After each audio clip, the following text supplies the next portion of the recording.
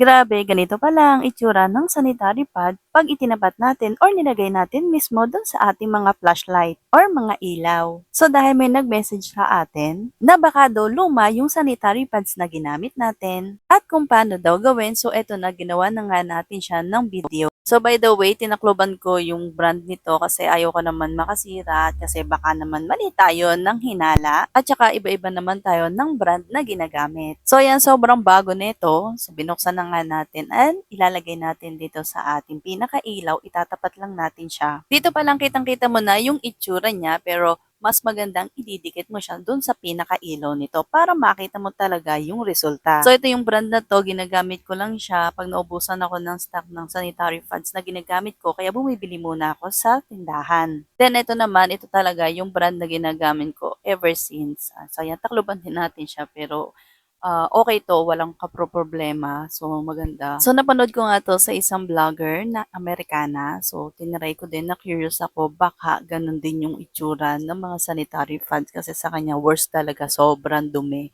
So, ito na nga, tinry natin. Kaya kung gusto mo rin malaman ang itsura ng sanitary pads na ginagamit mo, try nyo ding ilagay or itapat sa mga fluorescent light nyo. Or kung may ganito kayong flashlight, mas maganda para kitang-kita. So may nag-message din sa akin na nagsayang ka lang ng sanitary pads. Ang mahal-mahal. Sorry naman, nagsayang ako ng sanitary pads para sa safety ko. Yun lang. So hindi pa ako nasiyahan. So pinagduktong ko pa yan para malaman ko yung difference nilang dalawa. So makikita nyo talaga yung difference nila. So sa mga nakakaalam bakit ganito yung itsura niya, please enlighten me. So lagay mo lang sa comment section yung reason kasi hindi ko talaga alam, wala akong idea kung bakit ganito. Basta ako mag-i-stick na ako dito sa brand na ginagamit ko. So kung curious ka rin, itry mo din yung mga sanitary pads na ginagamit mo. Sa mga nagtatanong ng link ng flashlight, ilalagay ko sa comment section kung saan ko nabili.